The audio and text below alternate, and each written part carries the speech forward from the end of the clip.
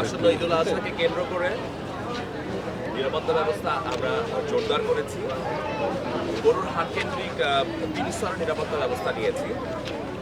রোবাস petrol হাটের আশেপাশের এলাকায় তাদের টহল পরিচালনা করছে। সেই সাথে আমরা সাদা পোশাকে গোয়েন্দা দল আছে হাটে, তারা নিরাপত্তা নিশ্চিত করতে কাজ করে যাচ্ছে। এবং হাটের যে কন্ট্রোল রুম আছে, হাটের কন্ট্রোল রুমে সার্বিক নিরাপত্তা নিশ্চিত করতে আমাদের আরেকটি দল কাজ করে যাচ্ছে। সেই সাথে আমরা রূপসা নদীতেও আমাদের বোটের মাধ্যমে টহল পরিচালনা করছি। একই সাথে আমাদের ওয়াচ টাওয়ার থেকে ইভেন ড্রোনের মাধ্যমেও আমরা হাত মনিটরিং করে যাচ্ছি।